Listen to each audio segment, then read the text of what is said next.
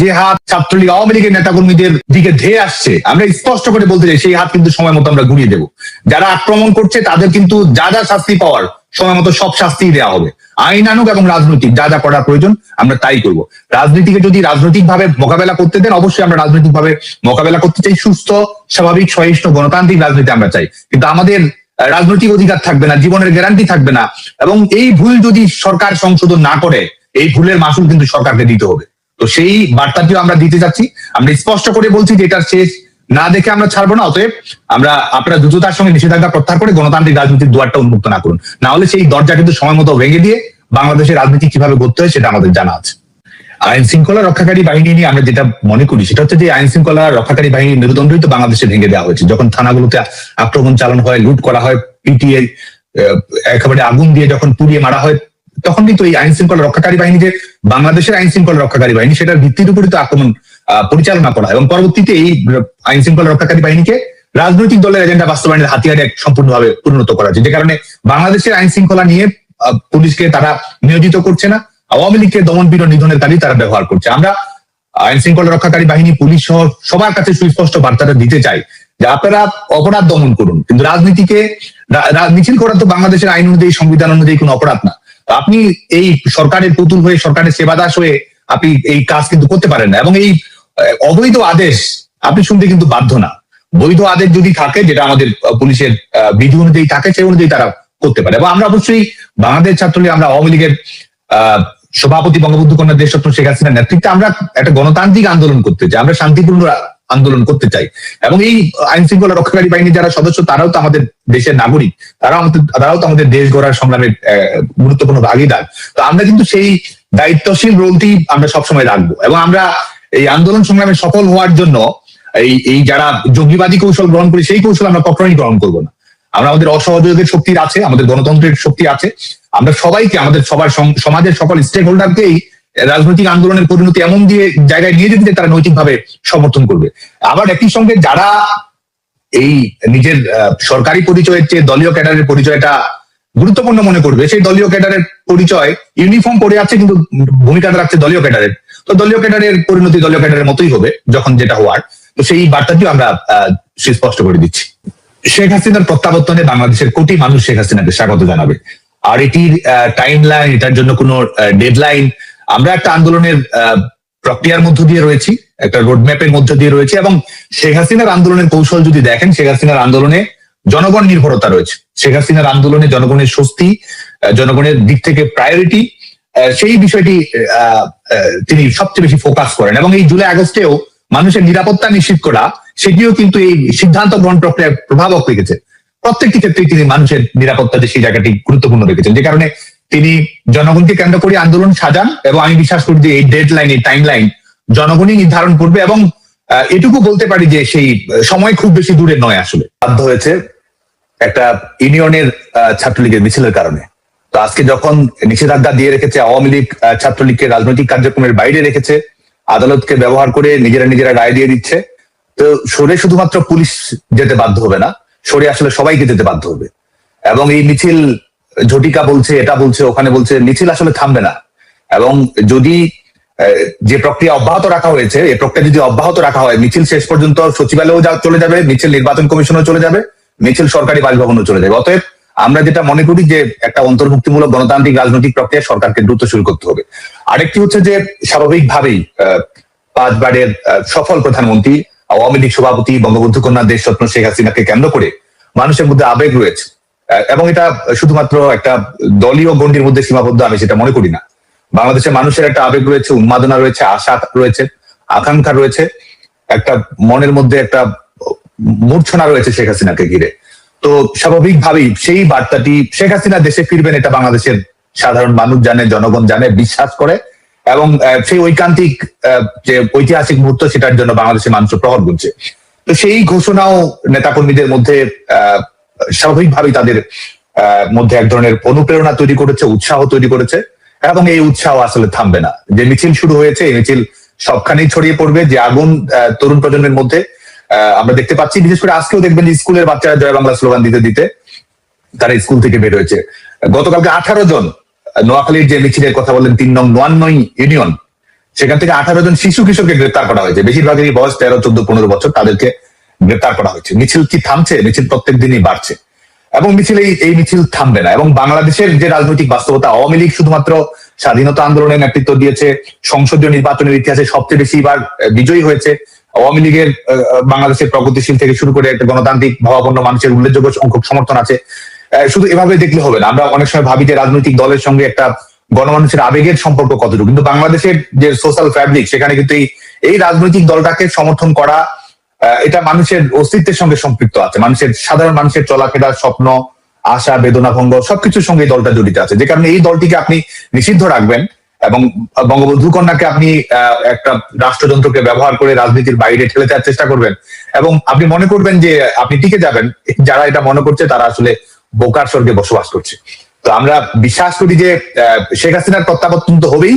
আমাদের দেশে বিদেশে আমাদের নেতাকর্মীরা অনেকে একটা নিজের জায়গা ছেড়ে এক ধরনের দেশের অভ্যন্তরীণ ভাবে কিন্তু জায়গা পরিবর্তন করতে হচ্ছে। শুধুমাত্র যে দেশ ছাড়া হয়েছে, দেশ ছাড়তে হয়েছে অনেকেই এই যখন দমন পীড়ন বেড়েছে, জীবনের উপর আক্রমণ হয়েছে, সেটি কিন্তু না। তো আমি মনে করি যে সবাই ধাপে ধাপে সক্রিয় হচ্ছে। দেশের বাইরে যারা নেতাকর্মী রয়েছে তারাও ধাপে ধাপে তারা দেশে ফিরছে। একটা হচ্ছে যে বাংলাদেশ ছাত্রলীগ, বাংলাদেশ আওয়ামী লীগের সাংগঠনিক শক্তি অক্ষত আছে। দমন পীড়ন কিংবা রাজনৈতিক কৌশলগত কারণে রাজনৈতিক কর্মসূচির বিভিন্নভাবে হয়তো নির্ধারণ করা হয়েছে। আরেকটি দিক হচ্ছে যে আওয়ামী লীগ সভাপতি শেখ হাসিনার অব্যাহত প্রচেষ্টা, তৃণমূলের নেতাকর্মীদের সঙ্গে সার্বিক যোগাযোগ এবং শুধুমাত্র দলীয় নেতাকর্মী নয়, পেশাজীবী যারা আক্রান্ত হচ্ছেন এই সরকারের ব্যর্থতার বলি হয়ে, যাদের জীবনযাপন কোনো না কোনো ভাবে ক্ষতিগ্রস্ত হচ্ছে, কৃষক, কামার, কুমোর, কর্মকর্তা, কর্মচারী, ব্যবসায়ী, পেশাজীবী, কবি, সাহিত্যিক, নারী, বিভিন্ন প্রতিনিধি গোষ্ঠীর সঙ্গে আওয়ামী লীগ সভাপতির নিরন্তর যোগাযোগ রয়েছে। তো সেটির একটি বহিঃপ্রকাশ আমাদের সাংগঠনিক সক্রিয়তার মধ্যে অবশ্যই রয়েছে। আরেকটি হচ্ছে যে পরিস্থিতির মধ্য দিয়ে বাংলাদেশকে যেতে হয়েছে 5 আগস্ট পরবর্তী সময়, বাংলাদেশের মানুষ তো পার্থক্যটা দেখছে, রেজাল্ট শিটটা দেখছে, তাদের জীবনে কি প্রভাব পড়েছে, জীবনে কি নেতিবাচক পরিবর্তনটা এসেছে, জীবনের কতটুকু গ্যারান্টি আছে, তার গুণগত মানে কতটুকু অবনমন ঘটেছে, বাংলাদেশের মানুষ কিন্তু এগুলো তুল্যমূল্য বিচার বিবেচনা করে দেখছে। তো যে কারণে আজকে বাংলাদেশের ঘুরে দাঁড়ানো, বাংলাদেশের স্থিতিশীলতা, বাংলাদেশের জনগণের জাতীয় জাগরণ, এই সবকিছুর সঙ্গে শেখ হাসিনার কামব্যাকের প্রশ্নটি আসলে অবিচ্ছেদ্য ভাবে জড়িয়ে গেছে।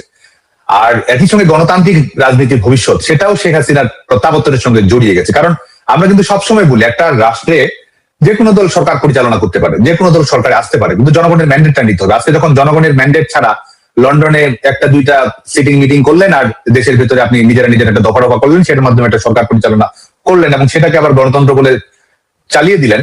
এবং এখন দেখুন যে আজকে আওয়ামী লীগকে নিষেধাজ্ঞা দিয়ে রাখা হয়েছে, ছাত্রলীগের উপর নিষেধাজ্ঞা, একটা রাজনৈতিক দলকে রাষ্ট্র থেকে মুছে দেওয়ার চেষ্টা হচ্ছে। আর এদিকে আপনি এটা করছেন, একটা উদার গণতন্ত্রের ভেগ ধরছেন। তো এই বাংলাদেশের মানুষকে কি আপনি বোকা ভাবেন যে আপনি নিষেধাজ্ঞা দিয়ে রাখছেন? পুরো কারাগার আপনি আওয়ামী লীগের নেতাকর্মীদের দিয়ে বন্দী রেখেছেন। পুলিশকে আপনি ব্যবহার করছেন কিন্তু মানুষের নিরাপত্তা দেওয়ার জন্য না। আমাদের নারীরা ধর্ষণের শিকার হচ্ছে, শিশুরা ধর্ষণের শিকার হচ্ছে, চাঁদাবাজির ঘটনা অব্যাহত ভাবে ঘটছে, মবের ঘটনা ঘটছে। পুলিশকে কিন্তু এইসব অপরাধ দমন করার কাজে পুলিশকে ব্যবহার করা হচ্ছে না। পুলিশকে ব্যবহার করা হচ্ছে যে কোথায় ছাত্রলীগের কর্মীরা মিছিল করছে, কোথায় আওয়ামী লীগের নেতা কর্মীরা সংগঠিত হচ্ছে, কে ফেসবুকে একটা স্ট্যাটাস দিয়েছে, কে ফেসবুকে লাইক দিয়েছে, কে পত্রিকার নিজে কমেন্ট করেছে, যেটা সরকারের ভিত টলিয়ে দিচ্ছে তাদের ভাষায়। তো সে কারণে তারা কিন্তু গোটা পুলিশকে ব্যবহার করছে আওয়ামী লীগ এবং ছাত্রলীগের দমন পীড়নের কাজে। তো এই যখন অবস্থা হয়, তো স্বাভাবিকভাবে আমি মনে করি যে একটা রাজনৈতিক জনগোষ্ঠীর একটা অভূতপূর্ব উত্থান হয়। আজকে দেখুন যে আমি ছোট্ট একটা উদাহরণ দিয়ে, বাড়ির সামনে মিছিল হয়েছে, সেই বাড়ি থেকে এই ঘরগুলোতে গিয়ে, গ্রামগুলোতে গিয়ে বাড়ি বাড়ি তল্লাশি করে তাদেরকে কিন্তু গ্রেপ্তার করা হচ্ছে। হয়তো তার সঙ্গে তার সম্পৃক্ততা নেই, হয়তো আওয়ামী লীগও করে না, তেমন হতে পারে আওয়ামী লীগের বিরোধী রাজনৈতিক দলকে সে সমর্থন করে, কিন্তু তাকেও কিন্তু আজকে আক্রান্তের শিকার হচ্ছে। আওয়ামী লীগের নেতাকর্মীদের সঙ্গে ছবি আছে, পুরনো ছবি আছে, সেগুলো দেখে দেখে তার ব্যবসা বাণিজ্য গুলো দখল করছে, চাঁদাবাজি নিচ্ছে, চাকরি থেকে বাতিল করে দিচ্ছে। তো আর মানে গোটা বাংলাদেশে কিন্তু আপনি একটা জনগোষ্ঠীকে নির্মূল করার কাজে আপনি ব্যবহার করছেন। তো এই যখন অবস্থা হবে তখন পাল্টা জাগরণ আসলে ঘটবেই। তাই মনে করি যে এই সার্বিক কারণগুলোর কারণেই বাংলাদেশ একটা এই রাজনৈতিক একটা বিস্ফোরণে আছে। আমি মনে করি যে বাংলাদেশের রাজনীতি রিক্টার স্কেলে একটা 8-9 মাত্রার ভূমিকম্প হবেই হবে। ঠিক সেরকম ভাবে এখন তো মিছিলগুলো হচ্ছে। আর শেখ হাসিনার যে প্রত্যাবর্তনটি হবে, এটা নিশ্চিতভাবে আমরা বলতে পারি একটা ঐতিহাসিক প্রত্যাবর্তন হবে এবং এটা আমাদের রাজনৈতিক ইতিহাসের সমস্ত সমীকরণ বদলে দেবে। এবং যে পরিমাণ জনবিস্ফোরণ হবে এটা আসলে কল্পনারও বাইরে, আমি দৃঢ়ভাবে বিশ্বাস করি, এবং পরিণতি সেই দিকেই আসলে যাচ্ছে। এবং এই যে মানুষের অব্যাহত সমর্থনের কথা আমরা নানাভাবে দেখছি। আজকেও আমি কিছুক্ষণ আগে একটা মিছিলের ছবি দেখলাম, সেখানে ছাত্রলীগ মিছিল করছে, মিছিল করার মধ্যে বাজারে থেকে আমরা দেখতে পাচ্ছি যে মানুষ করতালি দিচ্ছে। গতকালকের একটি মিছিলে একজন মহিলা, একজন মা, ছাত্রলীগের নেতাকর্মীরা মিছিল করে স্বাভাবিকভাবেই মিছিল করে দ্রুত আবার জায়গা ত্যাগ করতে হয়, কারণ পুলিশ আসবে, বিএনপি জামায়াত এনসিপির ক্যাডারেরা আসবে। তো সেই অবস্থার মধ্যেও কিন্তু একজন মা, তিনি তার সবার সন্তানের মতো, হয়তো তাদের পরিচয়ও নেই, সন্তানের মতো মনে করে ছাত্রলীগের কর্মীদের মাথায় হাত বুলিয়ে দিচ্ছেন এবং সবার সঙ্গে সমস্যাটি তিনি জয় বাংলা বলছেন। এবং এই অবস্থা কিন্তু আমরা বাংলাদেশের সবখানে আমরা কম বেশি দেখতে পাচ্ছি। মিছিল হচ্ছে, এই বারান্দা থেকে জানালা দিয়ে কেউ তালি দিচ্ছে, কেউ সমর্থন প্রকাশ করছে। এবং আমরা জানি যে সবকিছু তার অডিও ভিডিও দিয়ে ভিজুয়াল প্রেজেন্টেশন দেওয়া সম্ভব না, কিন্তু মিছিলগুলো করার পরে যখন ছাত্রলীগের নেতাকর্মীরা আক্রান্ত হয়, আমরা অনেক জানি যে পরিচয় নেই, জানাশোনা নেই, আমাদের গ্রামের মানুষ, শহরের মানুষ, তারা আশ্রয় দিচ্ছে, থাকার সুযোগ করে দিচ্ছে, এবং তারা ভেতর থেকে খবর দিচ্ছে যে পুলিশ কোন দিকে আছে, কখন বের হতে হবে। সব ধরনের সহযোগিতা বাংলাদেশের মানুষের কাছ থেকে কিন্তু আমাদের আওয়ামী লীগের নেতাকর্মীরা, ছাত্রলীগের নেতাকর্মীরা সবাই পাচ্ছে। এবং এটা আমি স্পষ্ট করে বলছি যে এরা সমর্থক কর্মী কোনো কিছুই নয়, সাধারণ মানুষ। বিশেষ করে আমি মনে করি যে শেখ হাসিনার প্রতি ভালোবাসার কারণেও, মুক্তিযুদ্ধের প্রতি ভালোবাসার কারণেও, এবং জয় বাংলার প্রতি মানুষের একটা স্বতঃস্ফূর্ত উন্মাদনা আছে, সেটার কারণে বিগত সরকারের সময়, বিশেষ করে অন্তর্বর্তী সরকারের সময় আমরা দেখেছি যে সরকারের সাথে ধর্মভিত্তিক রাজনৈতিক দলগুলোর এক নিয়মিত কথাবার্তা, আলোচনা এবং বিভিন্ন বিষয় নিয়ে বিতর্ক, যদি আমি বলি যুক্তিতর্ক, সেগুলি আসলে বজায় ছিল। নানানভাবে আমরা দেখেছি যে ইসলামপন্থীদের সক্রিয়তা ছিল অনেক বেশি। আবার আমরা তৌহিদি জনতা নামে একটি গোষ্ঠীরও উদ্ভব সে সময় দেখেছি। তবে জাতীয় নির্বাচন থেকে ইসলামপন্থী রাজনীতিতে নতুন বিভাজন তৈরি হয়। আবার সামাজিক বিভিন্ন অপরাধ প্রবণতাকে কেন্দ্র করে নতুন ধরনের একটি কথা সব জায়গায় আলোচনায় আসে যে আমাদের আইন ব্যবস্থার একটি সংস্কার করা প্রয়োজন কিনা। সময়ের সাথে সাথে হয়তো ষড়যন্ত্রকারীদের রূপ, রং, চেহারা হয়তো পাল্টেছে, কিন্তু চরিত্র ভিন্ন, একদমই পাল্টায়নি। তাদের চরিত্র বিন্দুমাত্র পাল্টায়নি। সম্মানিত উপস্থিতি, বাংলাদেশ কিন্তু হঠাৎ করে সাগরের বুকে ভেসে ওঠা কোনো ভূখণ্ড নয়। এখানে সকল বক্তা বলেছেন, যারা আলোচনা করেছেন, আলোচকবৃন্দ সকলেই বলেছেন, লাখো শহীদের আত্মত্যাগ আর অসংখ্য মা বোনের সম্মানের বিনিময়, সম্ভ্রমের বিনিময় বাংলাদেশ নামক এই ভূখণ্ডটি আমরা অর্জন করেছি, এই স্বাধীনতাটি আমরা অর্জন করেছি। স্বাধীনতা এবং মুক্তিযুদ্ধের সেই গৌরবময় ইতিহাস নিয়ে রচিত হয়েছে অসংখ্য গল্প, কবিতা, বই রচিত হয়েছে। অনেকেই হয়তো জানেন, স্বাধীনতা এবং মুক্তিযুদ্ধের পূর্বাপর ঘটনা বলে নিয়ে স্বাধীনতার ঘোষক, বাংলাদেশের স্বাধীনতার ঘোষক শহীদ রাষ্ট্রপতি জিয়া রহমানের নিজের লেখা কিন্তু একটি প্রবন্ধ রয়েছে, এবং সেটির নাম একটি জাতি জন্ম। এই নিবন্ধনটি বা প্রবন্ধটি আমাদের স্বাধীনতা এবং মুক্তিযুদ্ধের ইতিহাসের একটি অনন্য দলিল। সম্মানিত উপস্থিতি, পতিত পলাতক একটি চক্র শুধুমাত্র নিজেদের হীন দলীয় স্বার্থে বাংলাদেশের স্বাধীনতা এবং মুক্তিযুদ্ধের ইতিহাসের বিকৃতি ঘটিয়েছিল। স্বাধীনতা এবং মুক্তিযুদ্ধের ইতিহাসকে চেষ্টা করেছিল, তারা করেও ছিল, অনেক ক্ষেত্রে দলীয় ইতিহাসে তারা পরিণত করেছিল। আর এই অপরামদর্শী অপচেষ্টার কারণেই পরিস্থিতির সুযোগ নিয়ে এখন আবার মুক্তিযুদ্ধের পরাজিত একটি চক্র বিজয়ের নতুন ইতিহাস রচনার অপচেষ্টা তারা করছে। প্রিয় ভাই বোনেরা, পরাজিত চক্রকে মোকাবেলায় প্রতিশোধ, প্রতিহিংসার পরিবর্তে বিজয়ের সফল প্রতিটি মানুষের ঘরে পৌঁছে দেবার জন্য স্বনির্ভর সমৃদ্ধ একটি গণতান্ত্রিক বাংলাদেশ প্রতিষ্ঠাই হোক এবারের বিজয় দিবসে আমাদের অঙ্গীকার। শুধু আমি না, আমরা সকলে, বিএনপি মনে করে যতদিন পর্যন্ত এই রাষ্ট্রে জনগণের রাজনৈতিক এবং অর্থনৈতিক ক্ষমতায়ন নিশ্চিত করা না যাবে, ততদিন পর্যন্ত স্বাধীনতা এবং গণতন্ত্র টেকসই ভিত্তির উপর দাঁড় করানো যাবে না।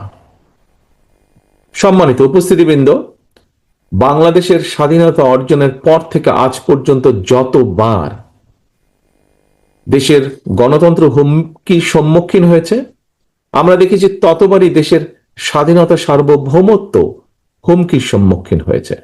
1975 সালের 7ই নভেম্বর কিংবা 2024 সালের 5ই আগস্ট, ইতিহাসের প্রতিটি বাঁকে এর সত্যতা কিন্তু প্রমাণিত হয়েছে। কখনোই জনগণকে ক্ষমতাহীন করে রাষ্ট্রযন্ত্র কখনোই ক্ষমতাশীল হয়ে উঠতে পারে না। জনগণকে ক্ষমতাবান করার পূর্ব শর্তই হচ্ছে, যা সব সময় বলে এসেছি আমরা, পূর্ব শর্তই হচ্ছে জনগণের